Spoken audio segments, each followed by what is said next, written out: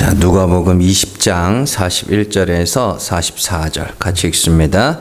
예수께서 그들에게 이르시되 사람들이 어찌하여 그리스도를 다윗의 자손이라 하느냐.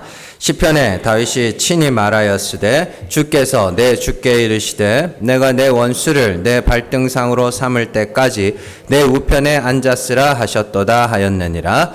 그런즉 다윗이 그리스도를 주라 칭하였으니 어찌 그의 자손이 되겠느냐 하시니라. 아멘. 누가복음 172번째 시간입니다. 너 뭐 돼입니다. 이게 요즘에 인터넷에서 유행하는 말입니다. 너 뭐 돼. 이게 뭐냐면 뭐 이래라 저래라 하는 사람도 있잖아요. 이건 이래야 되고 저건 저래야 되는 거. 너 뭐 되냐? 이런 뜻이에요. 그래서 이렇게 말하는 말인데 오늘 말씀이 그런 내용입니다. 성경에 보시면요. 예수님을 시험했던 사람들이 나오는데 그 사람들을 보면 크게 바리새인과 사두개인으로 나옵니다. 그리고 대부분 바리새인이 나오고 사두개인은 몇 번 안 나옵니다. 어쨌든 그 바리새인, 사두개인, 유대교의 두 종파하고 뭐 SNF파도 있고 뭐 이런데 제일 크게는 이 바리새인과 사두개인이죠. 자, 그런데 이제 오늘 우리가 주목할 사람들은 이 서기관들입니다. 근데요, 복음서에 보면 바리새인과 항상 짝으로 나오는 사람이 서기관들인 것을 알 수 있습니다. 한 군데만 볼게요. 마태복음 15장 1절 말씀 같이 읽습니다. 그때 바리새인과 서기관들이 예루살렘으로부터 예수께 나와 이르되 아멘. 이 말씀 외에도 복음서의 많은 부분에서 바리새인과 서기관이 짝으로 계속 등장하는 것을 알 수 있습니다. 그러니까 왜 붙어 나오는지를 아셔야 돼요. 자, 바리새인이라는 사람들은 그 바리새라는 단어 자체가 구별, 분리, 거룩 이런 뜻입니다. 그래서 이들은 보통 사람들과 다른 삶을 추구하며 율법을 진짜로 열심히 지켜서 의에 이르려고 했던 사람들입니다. 그렇다면 왜 서기관들이 이들과 짝이 되느냐? 이 서기관들은요, 뭐 하는 사람이냐면 성경을 필사하는 사람입니다. 서기관이라는 헬라어 단어 자체가 그라마투스라는 단어인데 쓰는 자들, 기록하는 자들 이런 뜻이에요. 그러니까 옛날에는, 요즘에는 어떻게 해요? 막 컴퓨터로 쳐가지고 프린터하고 복사하고 뭐 이런 게 너무 당연한 시대잖아요. 그죠? 그러니까 예전에는 그런 게 없었단 말이에요. 이렇게 복사기나 이런 게 없었어요. 그래서 다 썼습니다. 그 두루마리, 그 사도행전에 보면 에디오피아 여왕의 그 내시 있죠. 그 내시가 개인적으로 성경을 이사야서 두루마리를 소장하고 있는 엄청난 부자였던 겁니다. 엄청난 부자였어요. 그래서 그걸 개인적으로 그래서 항상 그 두루마리를 보려면 어디로 가야 되냐면 회당으로 가야 됐어요. 그래서 회당에서 예수님도 회당에 가서 이사야 두루마리를 꺼내가지고 그걸 읽고 설교하시는 그런 장면들이 성경에 나오거든요. 그래서 이제 그 두루마리를 기록하는 사람들이 서기관들이었고 그 서기관들은 다 바리새인들이었습니다. 그래서 바리새인들이 그 성경을 기록했기 때문에 바리새인과 서기관이 항상 짝으로 나오는 것을 우리가 알 수 있죠. 뭐 이런 거는 상식입니다. 그러다 보니까 이 사람들이 성경을 쓰다 보니까 성경을 잘 알아요, 몰라요? 잘 알아요. 그죠? 잘 알아요. 잘 알아서 이 사람들은 이런 이유로 사람들을 가르치는 일도 같이 했었습니다. 자, 마태복음 7장 29절 말씀 같이 읽습니다. 이는 그 가르치시는 것이 권위 있는 자와 같고 그들의 서기관들과 같이 아니함일러라. 아멘. 예수님의 가르치심과 서기관의 가르침을 비교하고 있죠. 그래서 이 서기관들이 그 말씀을 기록하고 기록하다 보니까 잘 알고 또 잘 알다 보니까 가르치는 역할까지 같이 했죠. 그래서 바리새인, 서기관 이 사람들이 그런 성경과 굉장히 관련이 있는 사람들이라는 것을 알 수 있습니다. 그리고 오늘 말씀에서 예수님은 누군가에게 질문을 하시는데 그 다른 복음서에 보면 예수님이 질문하신 대상이 바리새인과 서기관이라는 것이 나옵니다. 한번 보세요. 자, 마태복음 22장 41절에서 42절 같이 읽습니다. 바리새인들이 모였을 때에 예수께서 그들에게 물으시되 너희는 그리스도에 대하여 어떻게 생각하느냐? 누구의 자손이냐? 대답하되 다윗의 자손이니이다. 마가복음 12장 35절 같이 읽습니다. 예수께서 성전에서 가르치실새 대답하여 이르시되 어찌하여 서기관들이 그리스도를 다윗의 자손이라 하느냐? 아멘. 똑같은 말씀이에요. 오늘 말씀하고 똑같은 말씀인데 보시면 오늘 말씀에서는 39절에 뭐라 돼 있어요? 41절에 예수께서 그들에게 이르시되 이렇게 되죠. 그들에게. 그런데 그 마태복음에서는 바리새인에게라고 돼 있고 마가복음에서는 서기관에게 이렇게 돼 있죠. 그러니까 오늘 그 말씀을 보시면은 오늘 말씀에 나오는 41절에 그들에게 이르시다 할 때 그 그들이 누구냐면 39절 위에 한번 보시면 서기관 중 어떤 이들이 말하되 선생님 잘 말씀하셨나이다 하니 요 있죠. 요 서기관들에게 하신 말씀이에요.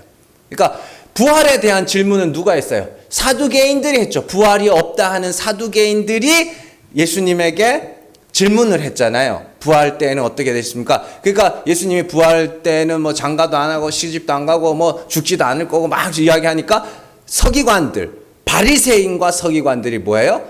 잘 말씀하셨나이다 이러니까 예수님이 그들에게, 그 서기관들에게 질문을 하시는 거예요.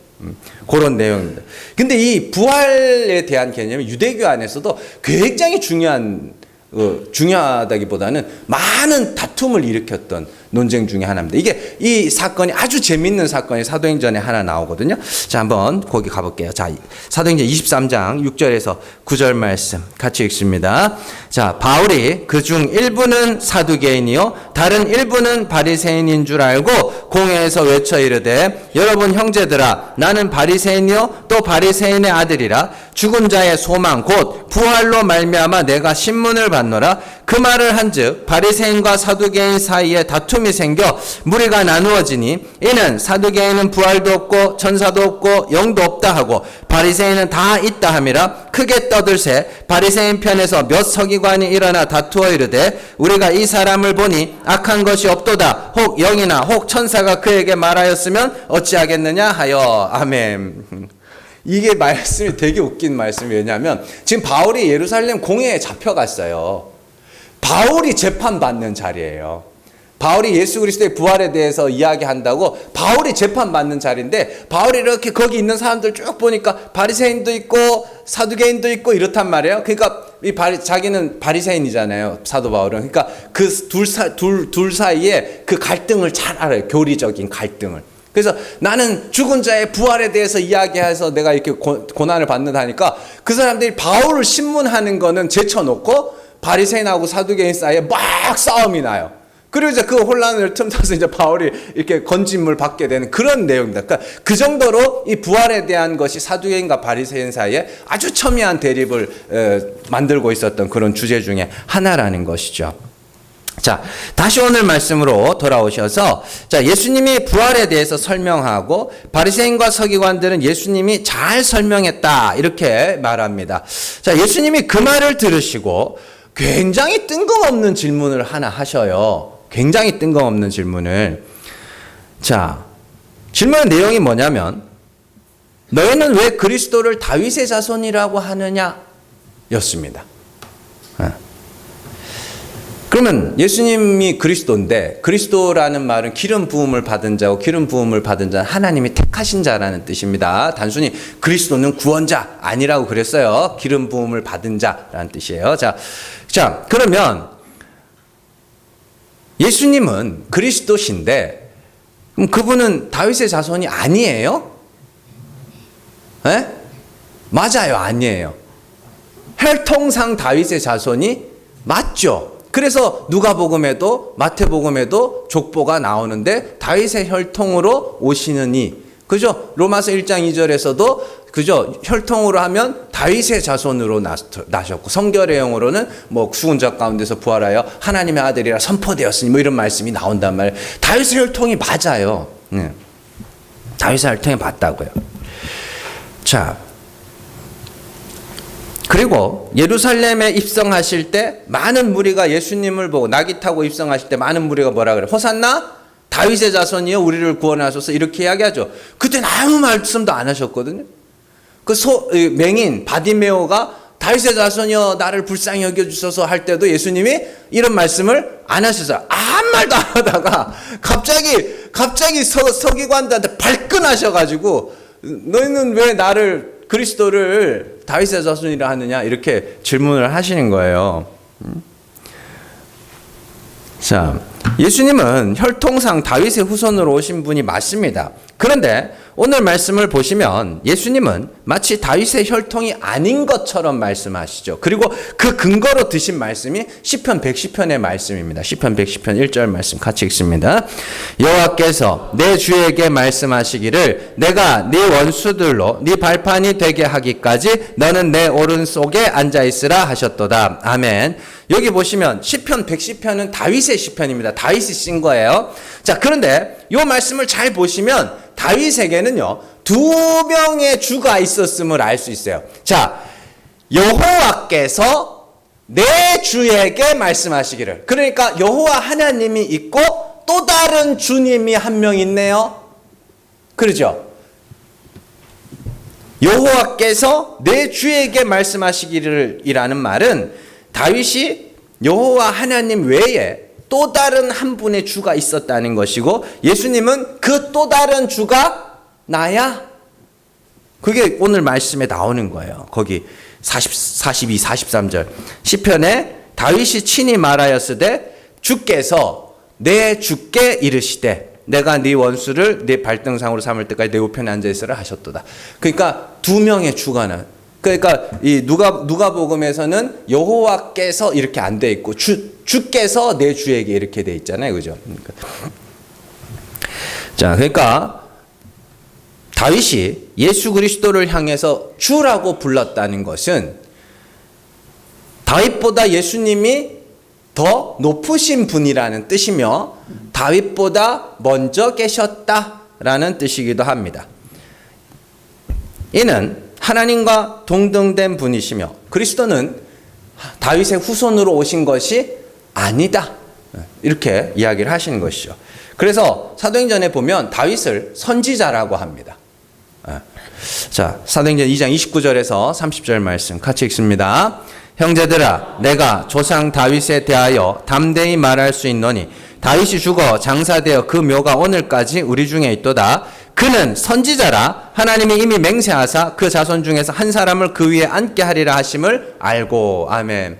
자, 다윗을 뭐라 그래요? 선지자. 근데 다윗의 후손 중에 하나를 그 자리에 왕위에 앉게 할 것을 하나님이 맹세했다는 것은 여러분들이 이 성경의 시간관을 잘 아셔야 되는데 하나님이 맹세하셨다는 건 이미 그렇게 되었다예요.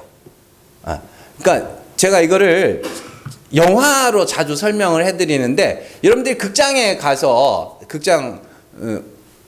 앉아서 이제 이렇게 스크린을 볼 거 아닙니까? 그러면 시간 순서대로 쭉 영화가 나오죠? 시간 순서대로. 근데 원래 그 영화가 이미 다 만들어져 있죠? 그래서 옛날에는 필름으로 막 돌리고 그랬잖아요. 이미 다 만들어져 있는 거예요. 이미 다 만들어진 게 시간으로 쭉 흘러나오는 시간 순서대로 나올 뿐입니다. 하나님의 언약은 그런 거예요. 이미 그렇게 되어 있어요. 그리고 그렇게 되기 위해서 모든 것이 그냥 시간 순서대로 착착착착착 되어가는 것일 뿐입니다. 그래서 우연히 일어나는 일이라는 것은 없다. 성경에서 그렇게 이야기를 하는 거거든요. 그러니까 그런 관점으로 봤을 때 네 후손 중에 다윗의 후손으로 반드시 왕이 하나 올 거다. 영원한 왕이 하나 올 거다. 그게 맹세로 세운 왕 예수 그리스도란 말이에요.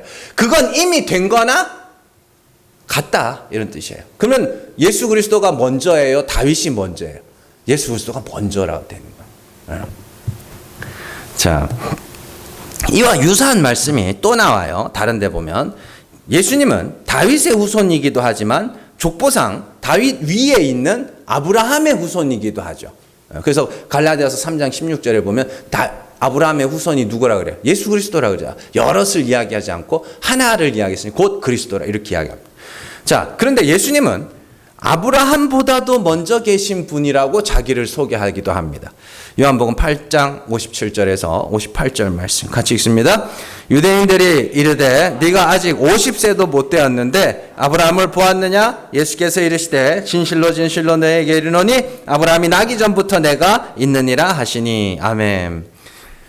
예수님 공생의 사역 시작하신 게 이제 30입니다. 30쯤 돼요. 이렇게 되는데 30살에 시작하셨는데 좀 노안이셨나 봐. 사람들이 보기에 50도 안 된 게 그 말은 40원짜리로 보였다는 거예요. 이건 농담이고요. 자, 50도 안 된 게 아브라함을 봤어? 아브라함 몇 년 전 사람인데요. 천몇백 년 전 사람이거든요. 네가 봤어? 그랬더니 예수님이 대뜸 뭐라 그러냐면 아브라함이 나기 전부터 내가 있었는데 이렇게 이야기를 하시는 거예요. 자, 더 나아가 예수님은 창세전부터 아버지와 함께 계셨던 분이며 그분은 아버지 품속에 독생하신 하나님입니다. 그래서 하나님은 창세기에서 사람을 지으실 때 우리라고 이야기합니다. 우리의 모양, 우리의 형상 이렇게 이야기를 하죠. 자, 창세기 1장 26절 말씀 같이 읽습니다. 하나님이 이르시되 우리의 형상을 따라 우리의 모양대로 우리가 사람을 만들고 그들로 바다의 물고기와 하늘의 새와 가축과 온 땅과 땅에 기는 모든 것을 다스리게 하자 하시고 아멘. 우리의 모양, 우리의 형상, 우리 이렇게 우리. 그래서 그 우리라는 건 하나님이 한 분이 아니었다. 누구와? 아들과 함께 있었다. 이렇게. 그게 이제, 그래서 뭐, 이렇게 보면은 하나님께서 세상을 지으실 때 그리스도가 함께 있었다. 이런 말들이 성경에 자주 나오는 것이죠. 자, 바로 그 누군가가 육신을 입고 이 땅에 오신 하나님, 예수 그리스도라는 뜻입니다. 여러분들 그 히브리어로 하나님이 뭔지 아셔요? 모르시죠? 엘로힘입니다. 엘로힘인데 그것도 복수예요. 힘 이런 복수입니다. 원래는 엘로하예요. 엘로하라 쓰는데 성경에서는 엘로하라고 기록된 곳이 없습니다. 엘로힘으로 복수를 써요. 하나님에 대해서도 삼위일체 근거로 삼는 그런 여러 가지 중에 하나인데 엘로힘 그래서 복수 신들이란 뜻입니다. 그렇게 원어대로 해석을 하면 하나님들 이렇게 되는 거죠. 자, 어쨌든 이제 중요한 거 이제 살펴볼게요. 예수님은 왜 바리새인과 서기관들에게 이 질문을 하신 것인가? 사두개인들에게 하신 말씀이 아니에요. 다른 제자들에게 하신 말씀도 아니에요. 서기관들에게 왜 이 질문을 하셨는가? 너희는 왜 그리스도를 다윗의 혈통으로 올 거라고 하느냐? 예수님은요, 육신으로는 다윗의 혈통이 아브라함의 혈통으로 오셨지만 예수님은 만물보다 먼저 계신 분으로서 창세전에 이미 아버지 품속에 독생하신 하나님으로 계셨습니다. 다른 말로 하면 예수님은 사람의 몸을 입고 이 땅에 오셨지만 사실 그분은 뭐예요? 하나님이십니다. 그렇기 때문에 예수님은 하나님의 아들로서 하나님에 대해서 누구보다 잘 알고 계신 분이죠. 그런데 서기관들이 부활과 관련한 예수님의 대답을 듣고 잘 말했습니다. 잘했습니다. 이렇게 평가하니까 예수님이 너 뭐 돼? 이런 뜻이에요. 뭔 말인지 아시겠어요? 예수님은 하나님이세요. 예? 그러면 예수님이 하나님에 대해서 말씀하신다는 건 누구에 대해서 말한다는 거예요? 자기에 대해서 말한다는 거예요. 근데 내가 나에 대해서 말하는데 나를 알지도 못하는 것들이 제대로 알지도 못하는 것들이 그렇지 이러고 있는 거예요. 그럼 뭐라 그러겠어요? 너 뭐 좀 알아? 너 뭐 돼? 이렇게 이야기를 하는 거예요. 그리고 이제 다음 주부터 바리새인들과 서기관들을 이제 막 예수님께서 까시기 시작하거든요. 재밌습니다, 그때도.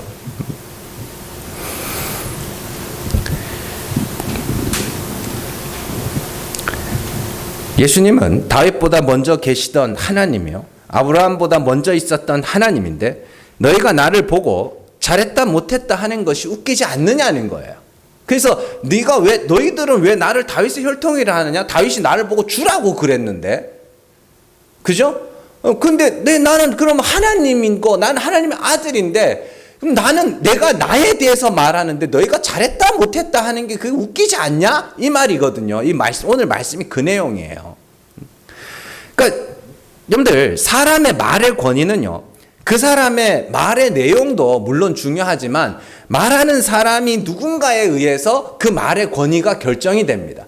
예를 들어서 공부에 대해서 제가 말한다고 하자고요. 저는 좋은 성적을 거둬본 적이 없습니다. 공부를 좀 못했어요, 심지어. 근데 어쨌든 뭐 여차 대학을 가가지고 뭐 겨우 이렇게 하고 있긴 합니다만은 중고등학교 때는 공부를 잘 못했어요. 안 했고. 근데 제가 저희 애들 불러다 앉혀놓고 야 공부는 막 이렇게 하는 거다 저렇게 하는 거다 이러면 애들이 뭐라 그러겠어요? 콧방귀 끼겠죠. 공부도 안 해본 양반이 공부도 제대로 안 해본 양반이 자꾸 그러니까 콧방귀 끼겠죠. 근데 만약에 우리나라에 제일 똑똑한 사람들이 간다고 하는 서울대 의대를 나온 사람이 공부는 이렇게 해야 된다 저렇게 해야 된다 그러면 귀 기울여 듣겠죠. 왜냐하면 그 사람은 우리나라에서 공부를 제일 잘한다고 하는 사람들이 가는 거기를 나온 사람이니까 그 사람 말을 귀 기울여서 듣겠죠. 그래서 그 말의 권위는 그 사람이 누군가에 의해서 결정이 되는 것들이 많이 있습니다. 비슷한 예로 교회도 다녀보지 않고 성경도 읽어본 적이 없는 사람들이 성경에 대해서 주워 들은 말 몇 마디를 가지고 막 교회를 막 까는 사람들이 있습니다. 막 욕을 막 해요. 성경에 뭐죠? 그럼 뭐 성경 한번 읽어보셨? 안 읽어봤대요. 그러면 이 두꺼운 책에 그 한두 마디 나오는 거 그거 주워 들은 거 그거 갖고 막 뭐라 그러는 거예요. 그럼 그걸 듣고 있어야 되는 거예요? 예? 그 왜 듣고 있어요, 근데? 모르면 가만히 있으라고 그러지. 그 말 못 하시잖아요.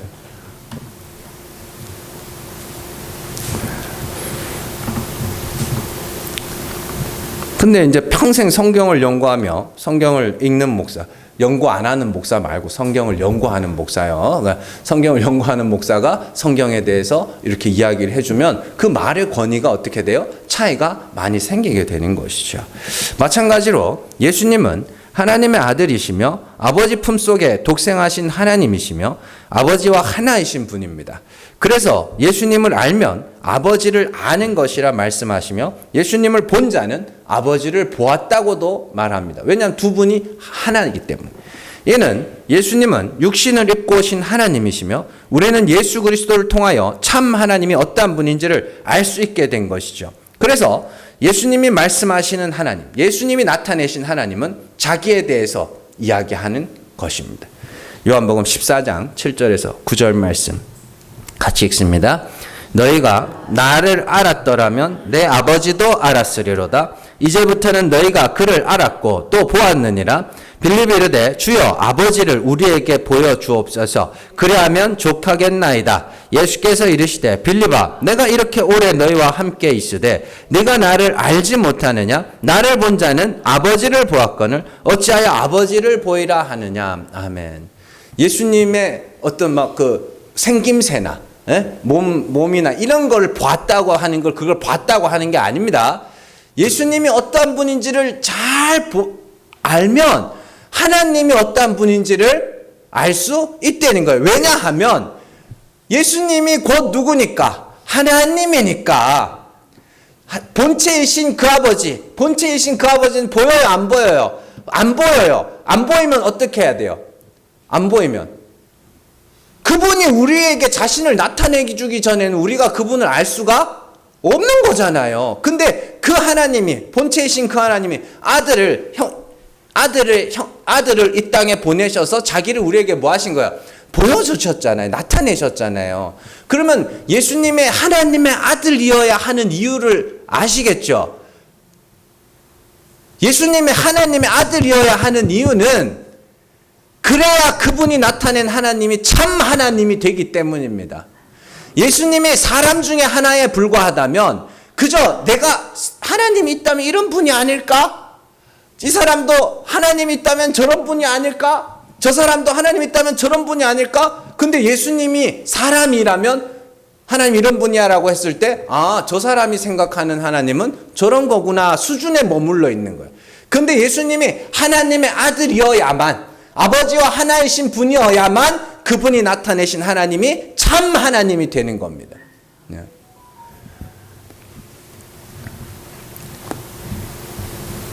자, 여러분들 굉장히 중요한 거고 또 굉장히 고급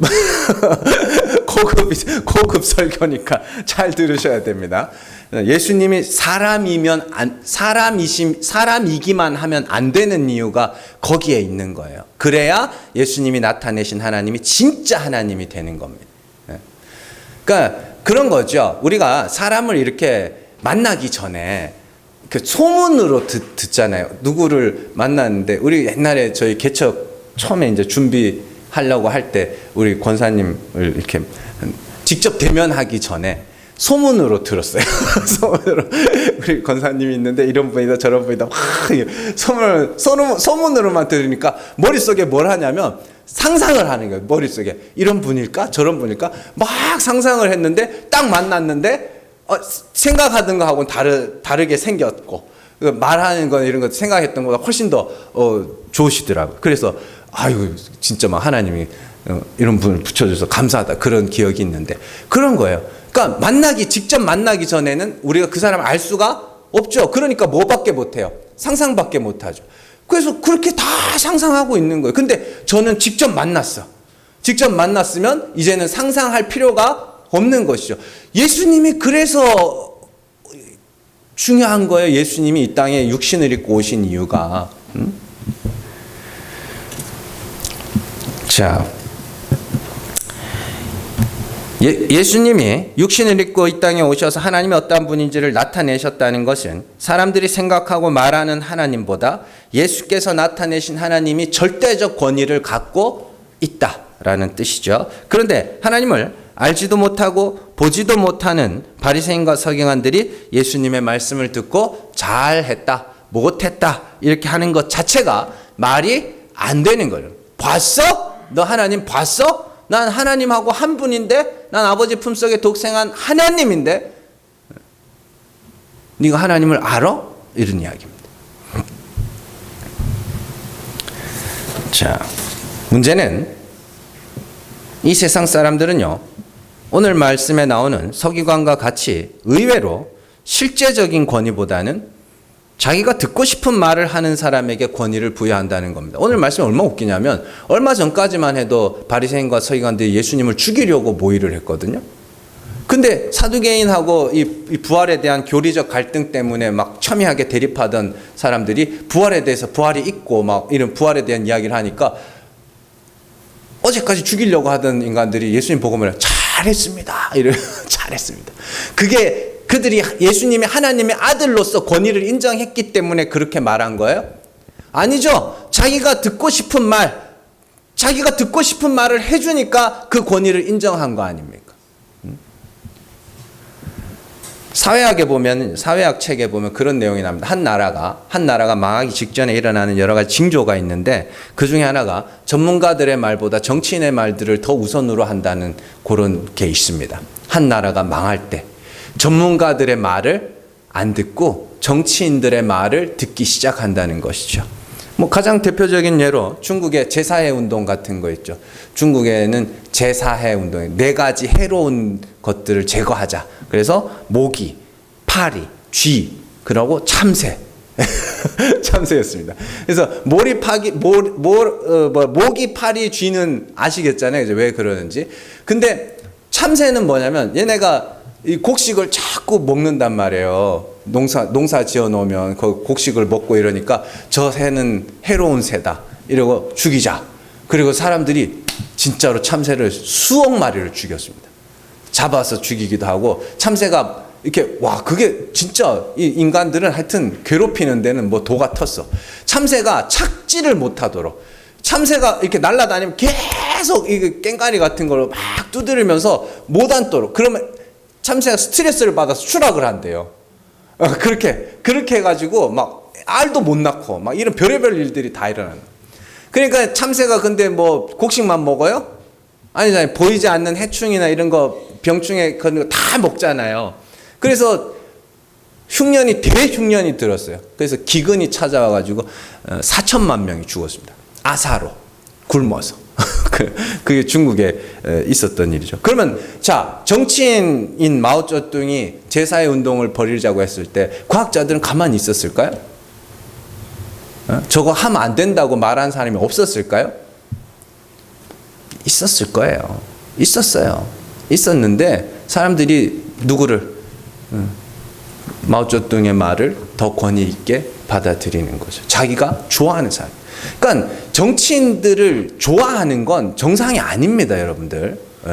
한 사회가 야당이든 여당이든 정치인을 좋아한다는 것은 정상이 아니에요. 정치인들은 견제해야 되는 대상이고 비판해야 하는 대상이지, 누군가를 좋아하고 추종하고 그 사람을 기리고 하는 건 정상적인 사회가 아닙니다.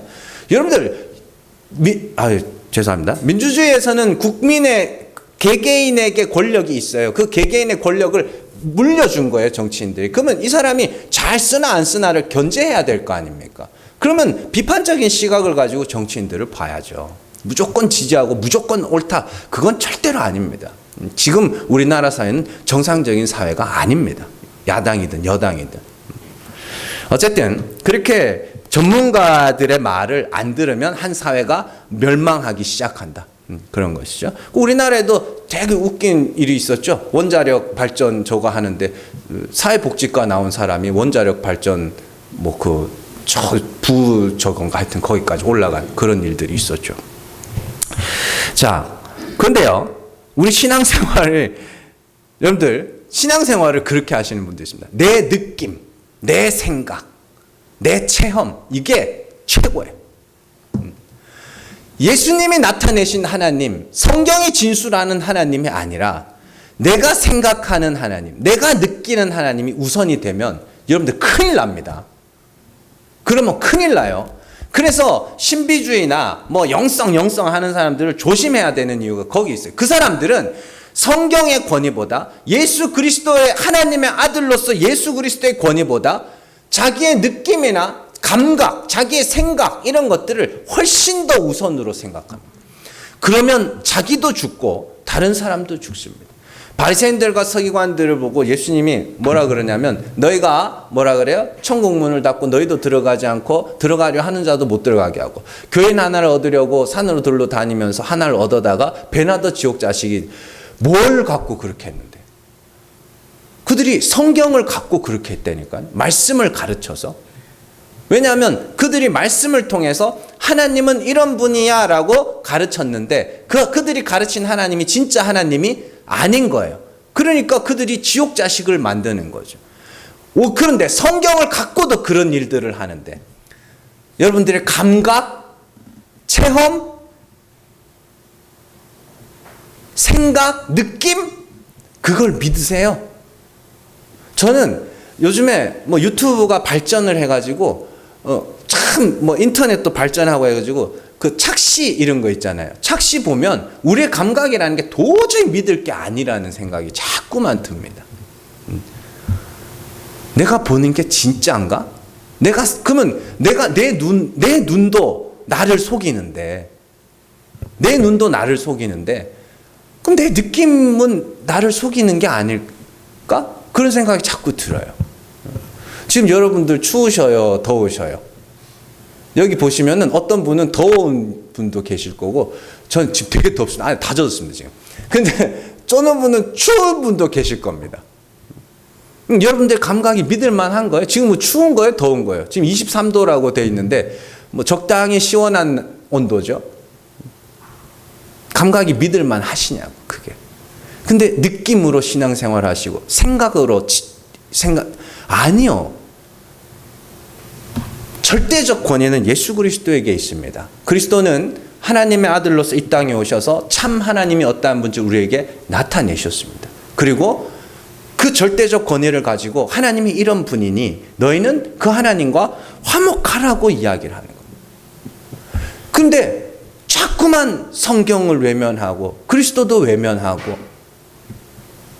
자기가 듣고 싶은 이야기 해주면 좋아라 하고, 듣기 싫은 이야기 하면 안 듣고, 이건 여러분들 아니에요. 우리가 신앙생활 하면서 절대로 빠지지 말아야 하는 유혹 중에 하나가 권위에 관한 유혹입니다. 듣고 싶은 말을 해주면 그 사람들은 그 말이 맞다고 하지만, 듣기 싫은 말을 하면 그 말이 틀렸다고 합니다. 이는 성경의 권위, 하나님의 아들의 권위를 인정하는 것이 아닙니다. 이런 경우에 말씀의 옳고 그름의 기준은 누가 되는 거예요? 나가 되는 거죠. 내가 듣기 좋으면 옳은 말, 내가 듣기 싫으면 틀린 말, 이렇게 돼버리면 기준이 누가 되면 내가 기준이 되는 거예요. 이것이 우리가 빠지기 쉬운 심각한 유혹입니다. 우리는 내 기준의 신앙생활에서 벗어나야 됩니다. 우리의 권위는, 신앙생활의 권위는 나의 느낌이나 나의 감각에 있는 것이 아니라 성경에 있음을 여러분들이 잘 기억을 하셔야 됩니다. 예수님은 육신을 입고 이 땅에 오셔서 참 하나님이 어떠한 분인지를 나타내셨고, 참 하나님을 나타내신 이유는 하나님을 알고 그 하나님과 화목하도록 하시기 위함입니다. 하나님이 죽은 자를 살리시는 분이시면 우리는 그분이 살리셔야 할 죽은 자가 되어야 하며, 하나님이 없는 것을 있는 것으로 부르시는 이시면 우리는 그분이 새로 지으셔야 할 없음이 되어야 하는 것입니다. 그러기 위해서 우리는 우리의 죄와 허물을 인정하고 죽어야 됩니다. 그 죽음을 죽고 하나님의 다시 살리심과 새로 지으심을 부르짖는 자들이 하나님과 화목하게 된 자들이며 그들이 영원히 하나님과 함께 살아갈 자들이죠. 우리가 죄와 허물로 죽고 없음이 되고 약함이 되어 하나님의 긍휼하심을 부르짖는 이유는 예수께서 나타내신 하나님이 그런 분이기 때문입니다. 그래서 성경을 연구하는 사람으로서 성경의 권위로, 하나님의 아들의 권위로 여러분들에게 날마다 죽어라, 죽어라. 다른 사람들의 죄와 허물을 보기 전에 내 죄와 허물들을 먼저 보고, 하나님 앞에서 하나의 죄라도 발견되면 율법 전체를 어긴 자처럼 하나님 앞에 긍휼을 부르짖으라. 그 말을 할 수밖에 없는 거예요. 그 말밖에 할 게 없는 거예요, 사실. 근데 문제는 이 복음은요, 아주 특이한 속성이 하나 있는데, 입에는 달지만 속에 들어가면 되게 쓰다는 겁니다. 계시록 10장 9절에서 10절 말씀 같이 읽습니다. 내가 천사에게 나아가 작은 두루마리를 달라 한즉 천사가 이르되 갖다 먹어버리라. 내 배에는 쓰나 내 입에는 꿀같이 달리라 하거늘 내가 천사의 손에서 작은 두루마리를 갖다 먹어버리니 내 입에는 꿀같이 다나 먹은 후에 내 배에서는 쓰게 되더라. 아멘.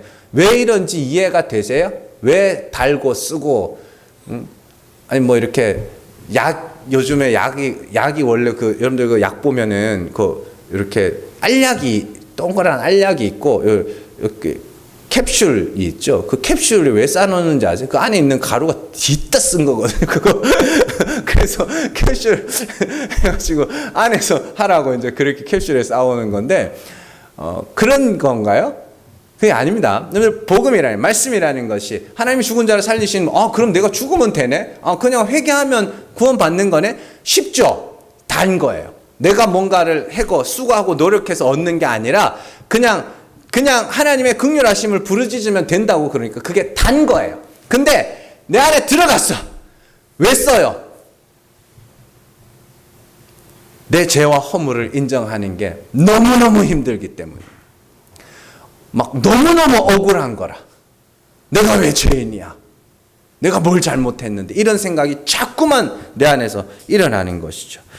육체의 소욕에서 비롯된 인간의 자기 방어 본능은 끊임없이 자신의 죄를 합리화하려고 하고 변명하려고 하고 핑계하려고 합니다. 그러나 말씀의 능력, 성령의 인도하심을 끊임없이 우리의 죄를 보게 합니다. 성령의 인도하심. 그래서 우리 안에서는 심각한 영적인 전쟁이 일어나죠. 나 죄인 맞음 대 나 죄인 아님. 이거에 계속 싸웁니다. 그러니까 성령의 인도하심을 받아본 사람들은 그 싸움이 뭔지를 알 거고, 한 번도 겪어보지 않은 사람들은 그냥 모를 겁니다. 이것이 말씀은 배에서 쓰게 되는 겁니다. 이에 대해서 잘 설명한 게 로마서 7장입니다. 자, 로마서 7장 21절에서 23절 말씀 같이 읽습니다. 그러므로 내가 한 법을 깨달았노니 곧 선을 행하기 원하는 나에게 악이 함께 있는 것이로다. 내 속사람으로는 하나님의 법을 즐거워하되 내 지체 속에서 한 다른 법이 내 마음의 법과 싸워 내 지체 속에 있는 죄의 법으로 나를 사로잡는 것을 보는도다. 아멘. 이게 이제 로마서에서 굉장히 난해한 구절 중에 하나입니다. 그래서 사도 바울이 선을 행하고자 하는 나에게 악한 것이 있다. 그러니까 착하게 살고 싶은데 못되게 살고 싶은 마음도 있다. 하여튼 선이 뭐냐면 그 율법이 율법 앞에서 죄가 살아나서 내가 죽으면 그걸 선이라고 합니다. 악이 뭐냐면 그 율법을 지켜 내가 의롭게 되고자 하는 걸 악이라고 합니다. 그러니까 선악을 이걸 잘 이 선악에 대한 설명을 제대로 못하면 그렇게 돼요. 그러면 보세요. 죄가 살아나서 나를 죽이는 율법은 뭐예요? 선한 법. 그건 하나님의 법.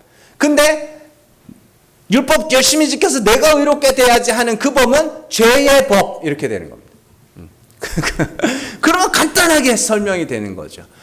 나는 죽어야지. 내가 죄인이지. 내가 잘못했지. 아이고, 하나님 내가 죄인입니다 하는 마음이 내 안에 있는데 또 한편에서는 뭐가 일어나요? 내가 왜 죄인이야? 내가 뭘 저 사람이 잘못했지? 내가 왜 죄인이야? 이런 마음이 동시에 일어나더라는 거예요. 이걸 갖다가 저기 로이드 존스 같은 사람들은 이건 사도 바울이 뭐 믿기 전에 했던 고백이다 이래가지고 막 욕 뒷다 얻어먹고 그랬는데 지네는 그러면 욕한 사람들도 웃긴 거야. 지네는 잘 해석하냐 이거지. 해석도 못하는 거. 나오자 이 앞에 보면 6장 그쪽부터 보면 율법에 대해서 설명을 하잖아요. 내가 율법을 깨닫기 전에는 내가 살았더니, 그죠? 율법을 깨닫고 나니까 어떻게 해요? 죄가 살아나고 나는 죽었도다. 이로 보건대 율법은 선하고 거룩하고 나오는 거. 그래서 그 선한 법, 그거. 죄가 살아나서 나를 죽이는 그 율법, 그게 선이에요. 근데 내가 선을 행하여 그 율법 앞에서 내가 죄인임을 인정하고 시인하고 하나님의 긍휼하심을 구하려 그렇게 하려고 하는데 내 마음에서 자꾸 네가 왜 죄인이야? 이런 마음들이 자꾸 일어나는 거예요. 내가 한 게 얼만데 이러면서. 그런 갈등을 이야기하는 겁니다.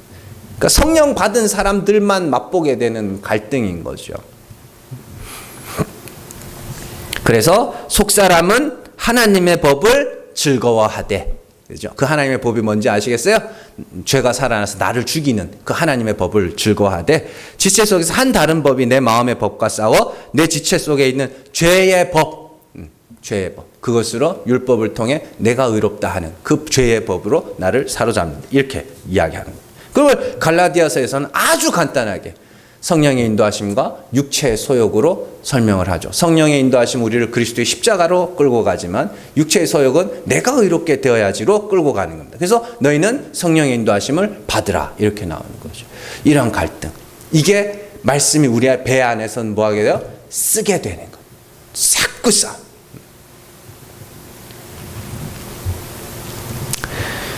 자, 여러분들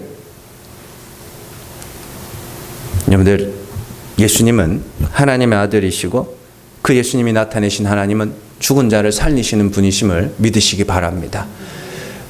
최고의 권위입니다. 예수님은 하나님이시기 때문에 아버지 품속에 독생하신 하나님이시며 하나님과 한 분이시며 본체의 형상으로 오신 분이기 때문에 예수님이 나타내신 하나님은 예수님이 생각하는 하나님이 아니라 자기에 대해서 이야기한 겁니다. 이해되시죠? 그러니까 우리는 예수 그리스도께서 나타내신 하나님의 최고의 권위를 두고 그 예수께서 나타내신 하나님과 꼭 화목하시기 바랍니다. 그게 우리가 구원 얻는 길입니다. 하나님이 죽은 자를 살리시는 분이시면 그 앞에서 죽으셔야 됩니다. 싫어도 내가 왜 죄인이야? 내가 뭘 잘못했다고? 내가 행한 게 얼만데? 이런 마음들이 우리 안에 일어나도 여러분들 그 마음과 싸워서 승리하셔야 됩니다. 나는 하나님이 불쌍히 여겨주셔야만 하는 자다. 그 자리로 가는 게 승리하는 거예요. 나의 권위, 사람의 권위가 아닌 예수 그리스도의 권위, 하나님의 권위, 성경의 권위를 인정하시기 바랍니다. 그래서 내가 하나님을 어떤 분이라 생각하고 어떻게 느끼고 어떻게 체험하든지 간에 예수께서 나타내신 하나님이 참 하나님이심을 알고 그 권위에 도전하지 말고 그 권위에 순종하여 예수께서 나타내신 하나님과 화목하게 되는 저 여러분들 되시기를 주님의 이름으로 축원합니다. 기도하겠습니다.